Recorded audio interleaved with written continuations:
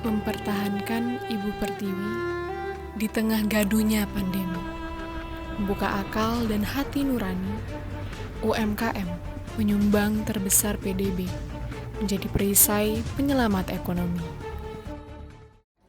Halo semuanya, perkenalkan nama aku Pandema Denia Sinarswari, mahasiswi Diploma 3 Pajak, kelas 502 nomor presensi 24. Saat ini akan menjelaskan terkait kemudahan perpajakan bagi UMKM melalui PP nomor 23 tahun 2018. Ini merupakan proyek penugasan individu mata kuliah komunikasi publik yang diampu oleh Bapak Eman Sulaiman. Berbicara terkait UMKM, maka kita harus mengetahui apa sebenarnya UMKM itu.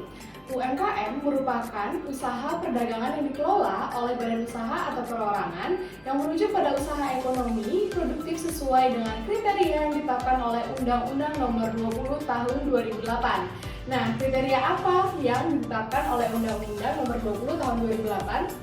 Berdasarkan Undang-Undang Nomor 20 Tahun 2008 yang termasuk ke dalam UMKM adalah usaha mikro, kecil, dan juga menengah. Usaha mikro memiliki ciri-ciri karyawan kurang dari 4 orang, aset hingga 50 juta per tahun, dan omset usaha hingga 300 juta per tahun.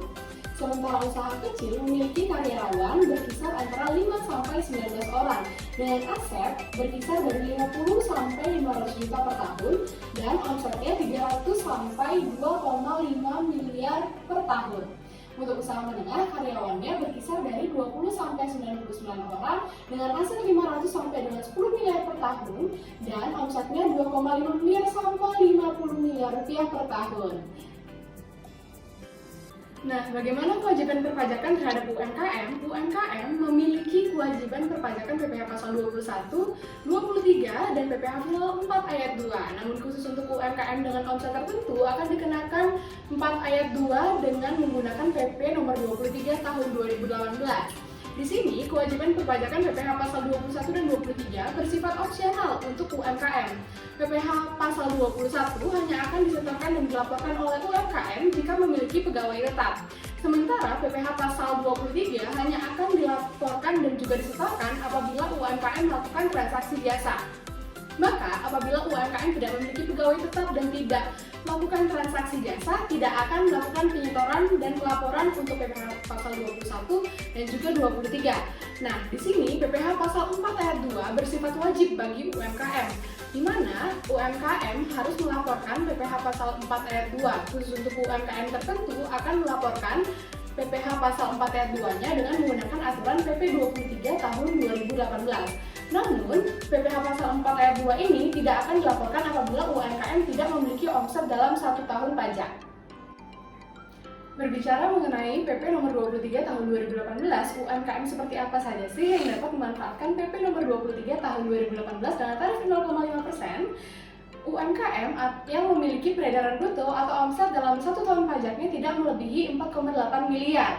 Maka dari itu, jika kita melihat UMKM khususnya usaha menengah, itu peredaran omsetnya berkisar dari 2,5 miliar sampai 50 miliar. Maka untuk usaha menengah yang memiliki peredaran omsetnya lebih dari 4,8 miliar sampai dengan 50 miliar itu tidak dapat memanfaatkan fasilitas PP nomor 23 tahun 2018 karena omsetnya terbatas maksimal 4,8 miliar per tahun pajak.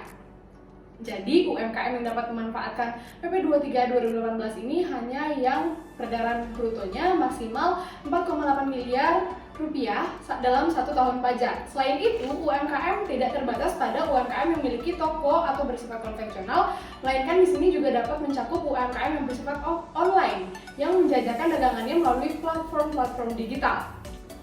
Nah, bagaimana keuntungan yang diperoleh oleh UMKM yang memanfaatkan PP nomor 23 tahun 2018? Di sini saya akan memaparkan 5 keuntungan yang didapat oleh UMKM. Yang pertama, itu akan mengurangi beban pajak karena seperti yang kita ketahui tarif dari PP nomor 23 tahun 2018 itu sangatlah kecil, hanya 0,5% dari omset dalam 1 tahun pajak. Yang kedua, mendorong masyarakat untuk membuka usaha karena seperti yang kita ketahui dengan beban pajak yang kecil akan membuat masyarakat tidak perlu ragu untuk membuka usaha karena akan dikenai pajak. Maka dari itu, ini akan mendorong dibukanya usaha oleh masyarakat dengan tarif yang kecil dengan pemanfaatan PP nomor 23 tahun 2018. Manfaat yang ketiga yaitu mendorong kepatuhan perpajakan. Dengan tarif pajak yang kecil, maka pajak yang disetorkan juga kecil. Maka dari itu akan meningkatkan kepatuhan perpajakan karena orang tidak akan ragu dalam membayar pajak karena jumlahnya sangatlah kecil, hanya 0,5% dari omset peredaran brutonya per tahun. Selain itu, yang keempat, perhitungan pajak yang sederhana. Seperti yang telah saya sampaikan sebelumnya, bahwa perhitungan pajaknya cukup sederhana dengan mengalihkan tarif dengan omset peredaran bruto dalam 1 tahun pajak, yaitu 0,5% dikalikan dengan akumulasi dari penghasilan per bulan dalam 1 tahun pajak, kemudian akan didapatkan PPh yang terutang, PPh final PP 23 tahun 2018 yang harus disetorkan ke kas negara dan harus dilaporkan ke kantor pajak. Dan yang terakhir itu membuat suatu waktu persiapan bagi WP UMKM dalam kewajiban perpajakannya.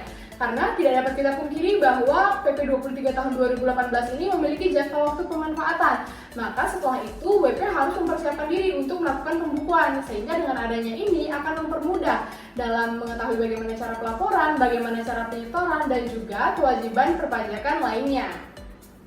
Nah, seperti yang telah saya singgung sebelumnya bahwa pemanfaatan PP nomor 23 tahun 2018 ini memiliki jangka waktu, dalam artian tidak dapat dimanfaatkan selama-lamanya karena UMKM pasti akan selalu berkembang, bukan?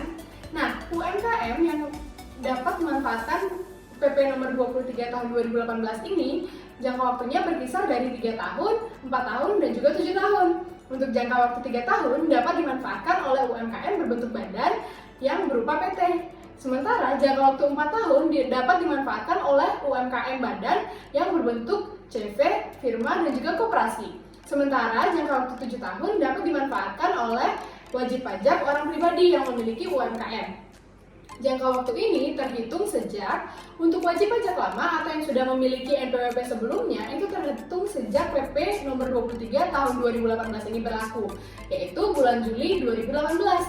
Yang kedua, untuk WP yang baru memiliki atau baru terdaftar sebagai wajib pajak dan baru memiliki NPWP, maka terhitung sejak WP tersebut terdaftar dan memiliki NPWP. Jadi 3 tahun, 4 tahun, dan 7 tahun sejak dia memiliki NPWP dan atau sejak PP tersebut berlaku.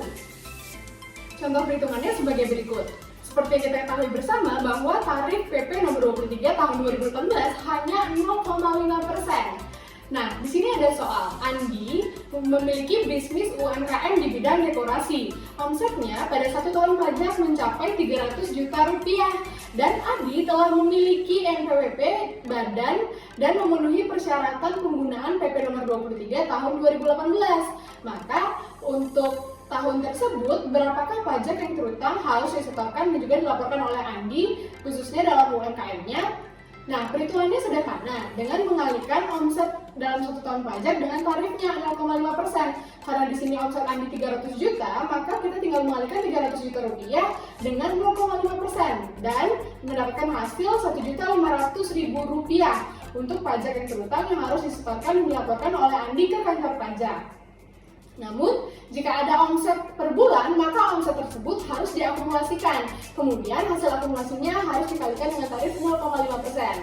Nah, sekian pemaparan dari saya. Semoga ilmu-ilmu tadi, khususnya dalam penggunaan PP nomor 23 tahun 2018, dapat bermanfaat bagi penonton semuanya dan dapat semakin memahami bagaimana perpajakan terkait UMKM, khususnya kemudahan yang diberikan melalui PP nomor 23 tahun 2018. Akhir kata, semoga bermanfaat dan sampai jumpa!